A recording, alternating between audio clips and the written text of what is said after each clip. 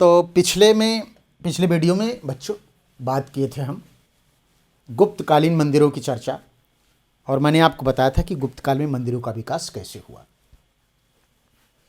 इसके अलावा अगर आप देखें तो नागर शैली का विकास भी हो रहा है। गुप्त काल तो एक तरह से आप देखो तो नागर शैली का प्रारंभ है, और इस संदर्भ में ये भी हम देख सकते हैं कि भारत में भी फिर क्षेत्रीय रूप में नागर शैली का विकास हो रहा है। स्पेशली अगर आप, जैसे कि मैंने आपको नागर शैली के आदर्श उदाहरण के रूप में उड़ीसा के मंदिरों की बात की। उड़ीसा के मंदिर, उड़ीसा के मंदिर, उड़ीसा के मंदिरों की भी कुछ खास विशेषताएं देखने को मिलती हैं, और इन विशेषताओं को अगर आप देखो तो विशेष तौर पर हमें यह दिखाई देता है बच्चों कि उड़ीसा के मंदिरों में जो सभा भवन होता था, मंडप, उसे जगमोहन कहते थे। जगमोहन, जगमोहन को सभा भवन या मंडप कहते थे, मंडप कहते थे।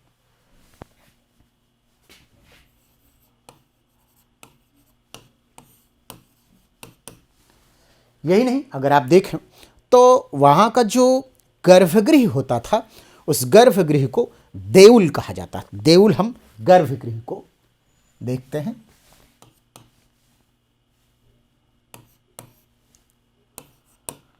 देउल को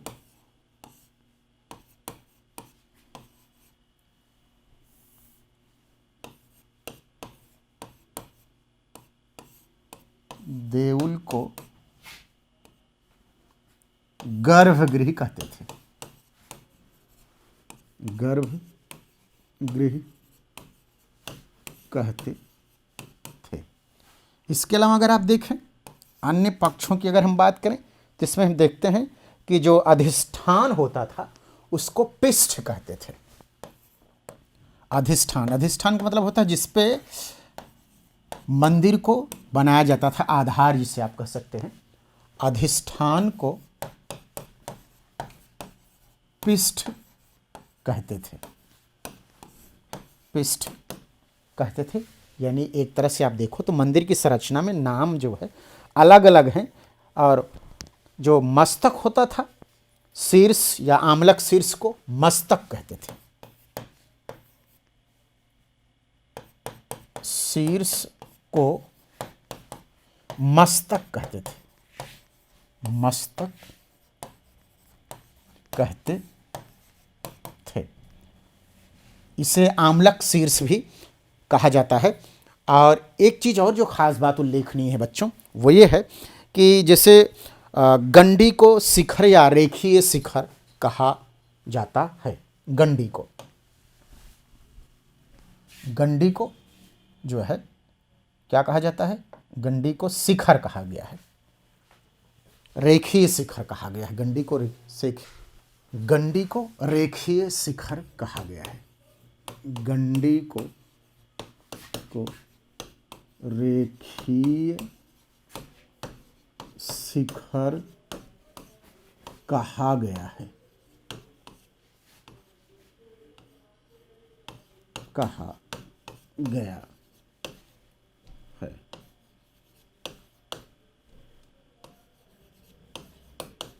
ठीक, गंडी को क्या कहा गया है? रेखीय शिखर कहा गया है। उड़ीसा के मंदिरों की अगर हम बात करें बच्चों, तो ये उड़ीसा के प्रमुख मंदिर जो हैं ये पुरी के पास हैं। उड़ीसा के प्रमुख मंदिर पुरी के पास है।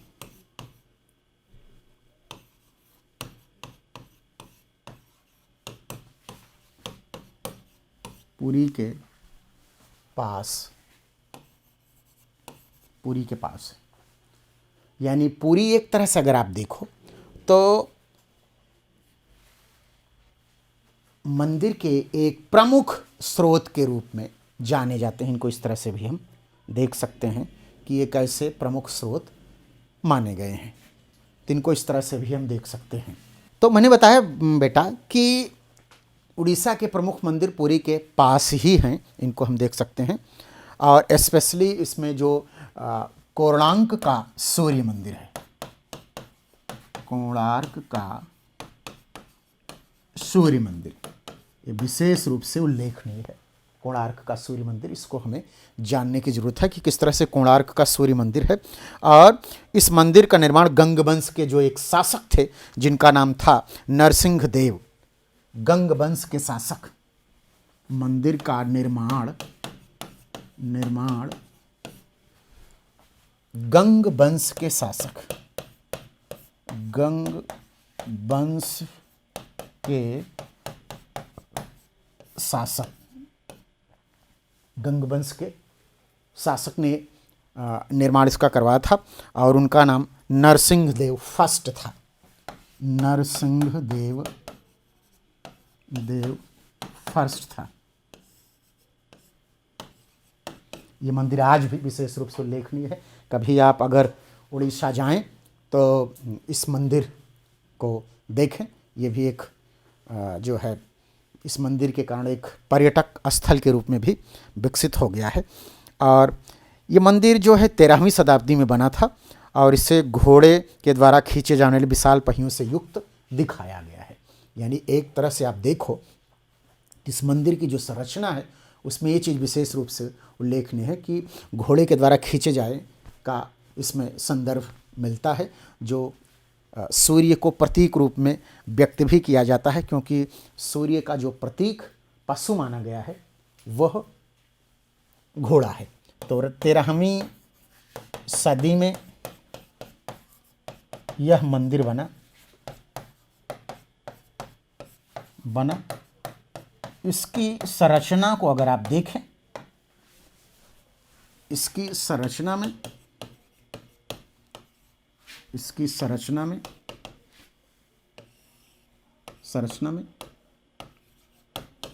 घोड़े, इसकी संरचना में घोड़े इस मंदिर को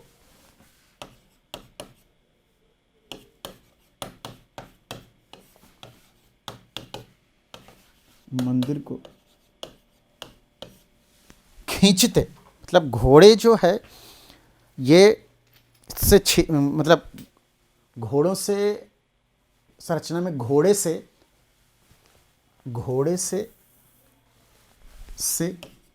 खींचते पहिए, घोड़े के द्वारा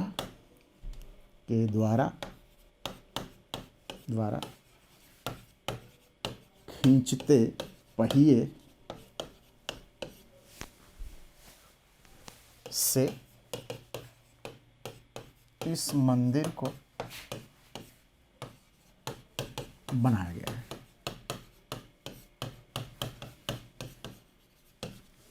मतलब कहने का मतलब ये बच्चों कि घोड़ा चूंकि सूर्य का प्रतीक है, इसलिए इस मंदिर को घोड़े पहिए को खींच रहे हैं। इस संरचना को लिए हुए इस मंदिर का निर्माण किया गया है, जो इसकी खास बात या विशेष रूप से उल्लेखनीय माना जाता है, क्योंकि सूर्य जो है इसका वो है। और इसमें आकाश रथ की परिकल्पना व्यक्त होती है। इसमें आकाश रथ की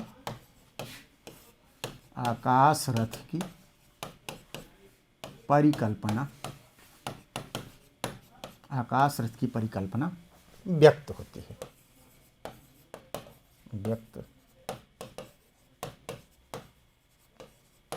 आकाश रथ की परिकल्पना व्यक्त होती है, जो विशेष रूप से उल्लेखनीय है। और इसके अंदर अलंकरण मिलता है। इस मंदिर के अंदर इस मंदिर के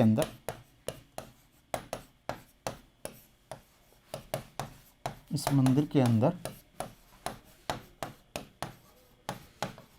अलंकरण मिलता है।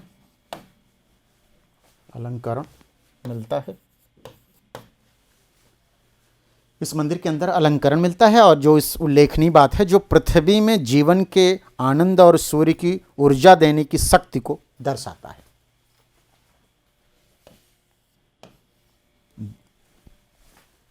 जो जीवन को आनंद और पृथ्वी को शक्ति।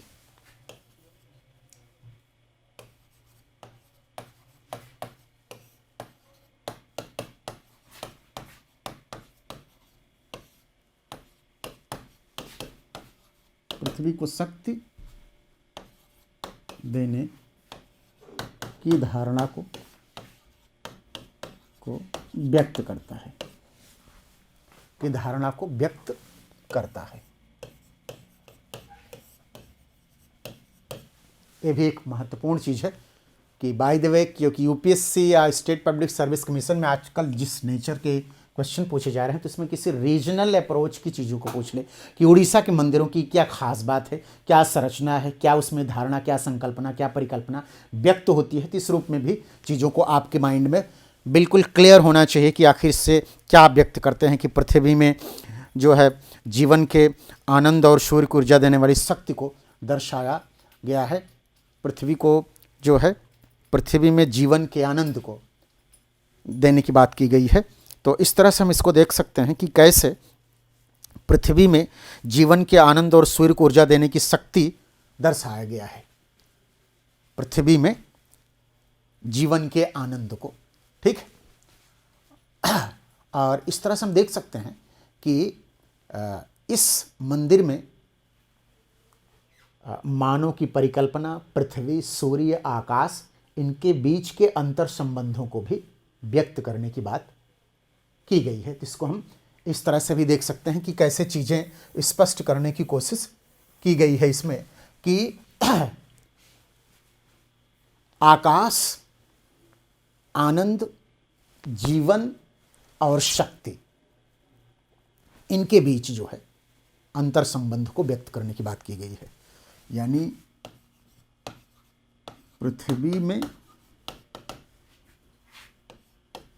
पृथ्वी में ही सारी चीज़ों को पहले सेंट्रलाइज किया गया है कि पृथ्वी में जीवन के आनंद, पृथ्वी में जीवन के आनंद पहली चीज। दूसरी चीज को अगर हम देखें, पृथ्वी में जीवन के आनंद, और दूसरी चीज सूर्य को ऊर्जा देने की शक्ति, सूर्य को ऊर्जा देने की शक्ति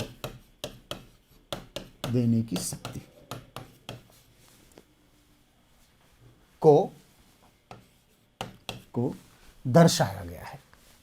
यानी एक तरह से आप देखिए, इसका थोड़ा मैं विश्लेषण कर दूं कि पृथ्वी पे ही जीवन है और इस जीवन को जो शक्ति मिलती है वो सूर्य से मिलती है। तो जीवन के आनंद, पृथ्वी और सूर्य के अंतर संबंध को इसमें व्यक्त किया गया है। तो यानी कितनी वैज्ञानिकता है, इस बात को आप आसानी से समझ सकते हो, क्योंकि आज भी साइंटिफिक रिसर्च यही कर रहे हैं कि सूर्य है इसलिए तो जीवन है, फोटोसिंथेसिस होता है। बायोलॉजी या विज्ञान जो कहता है, साइंस जो कहती है, वो यही कहती है। तो इसको हम इस रूप में भी देख सकते हैं कि कैसे इन सारी चीज़ों को दर्शाया गया है। ये भी अपने आप में एक महत्वपूर्ण चीज़ मानी गई है, ठीक है। और यही नहीं, इस मंदिर को ब्लैक पगोडा भी कहा गया है। इस मंदिर को ब्लैक पेगोडा भी कहा गया है। ब्लैक पेगोडा कहा गया है।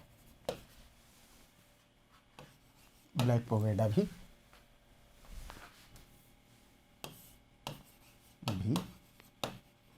कहा गया है। तो इस तरह से हम इस मंदिर को देख सकते हैं। इसी तरह से अगर आप देखो एक और मंदिर का अगर हम रेफरेंस लें जो काफ़ी महत्वपूर्ण है, जगन्नाथ मंदिर, पुरी का जगन्नाथ मंदिर, पुरी का जगन्नाथ मंदिर, पुरी का जगन्नाथ मंदिर, पुरी का जगन्नाथ जो मंदिर है, इसको अवंती बर्मन ने, पुरी का जगन्नाथ मंदिर अवंती बर्मन के द्वारा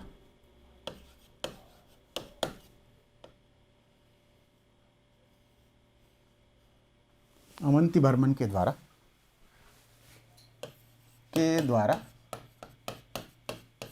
1110 ईस्वी में बनवाया गया।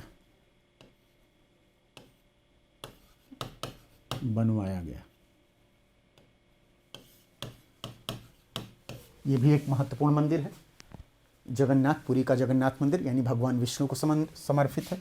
और पूरी जगन्नाथ यात्रा, आप जानते होंगे कि पूरी जगन्नाथ यात्रा का एक शेड्यूल बनता है, उस हिसाब से यात्रा होती है। और जो हिंदू लोग जो चारों धाम की यात्रा करते हैं, उस संदर्भ में भी इस मंदिर को महत्व दिया गया है। तो इसको हम इस तरह से भी देख सकते हैं कि कैसे अवंतीवर्मा चोटगांग ने करवाया था इसका निर्माण। इसके अलावा अगर आप देखें, थोड़ा सा राजधानी को देखें, हम राजधानी की बात करें तो राजधानी में आप देखेंगे कि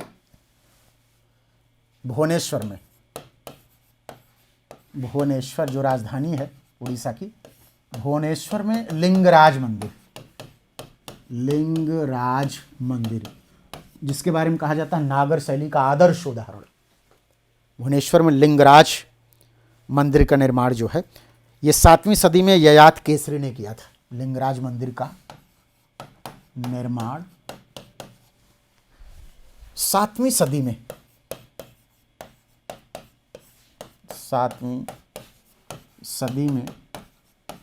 ययाति केसरी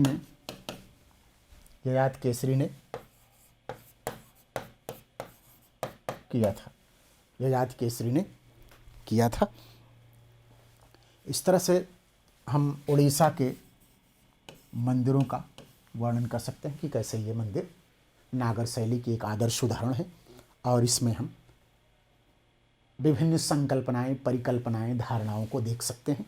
और इसमें इन मंदिरों के निर्माण में एक वैज्ञानिकता का भी पुट मिलता है जो विशेष रूप से उल्लेखनीय माना जाता है। इसके अलावा अगर नागर शैली की क्षेत्रीयता की बात करें बच्चों, तो उसमें खजुराहो मंदिर समूह को भी हम देख सकते हैं। खजुराहो मंदिर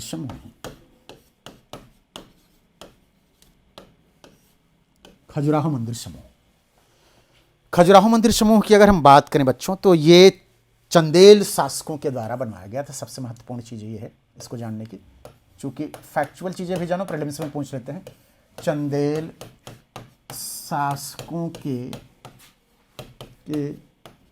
द्वारा बनवाया गया।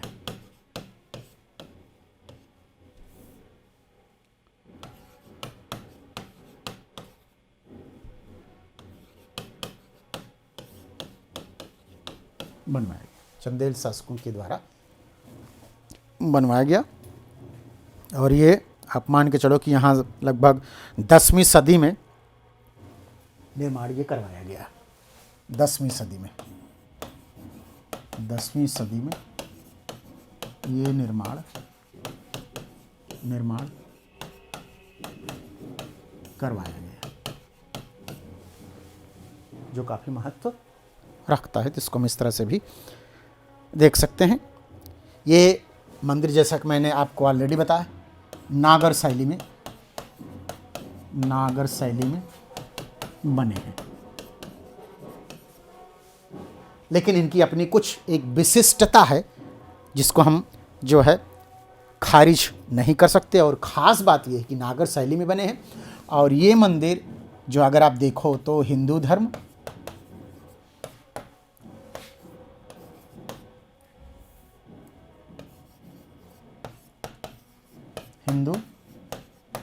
जैन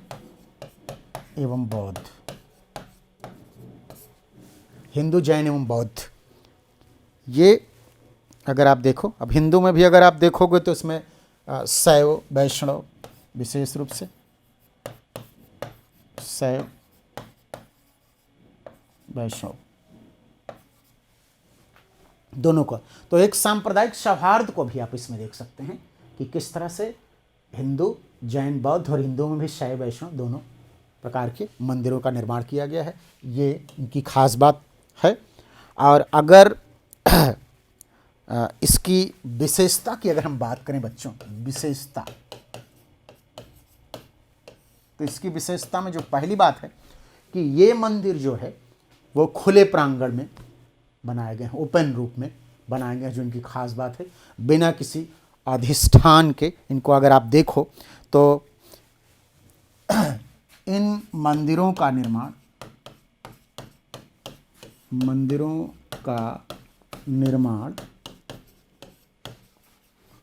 खुले स्थानों पर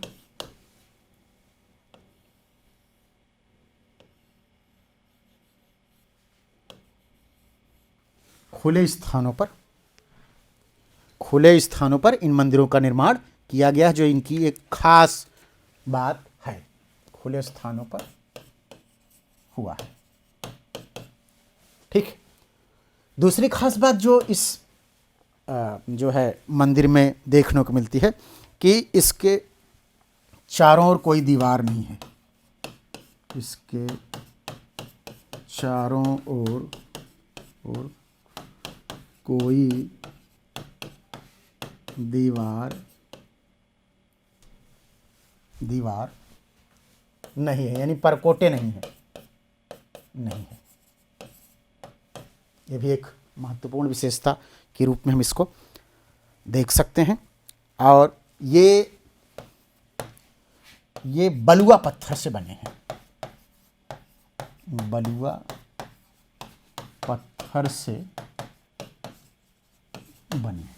ये किससे बने हैं? बलुआ पत्थर से बने हैं। ये भी इनकी एक खास बात हम देख सकते हैं कि ये जो है बलुआ पत्थर से बने हैं। इस मंदिर की जो खास बात है इसको हम देख सकते हैं कि किस तरह से ये बलुआ पत्थर से बने दिखाई दे रहे हैं। तो इनको हम वहाँ की अवेलेबिलिटी को देख सकते हैं कि बलुआ पत्थर की अवेलेबिलिटी वहाँ ज़्यादा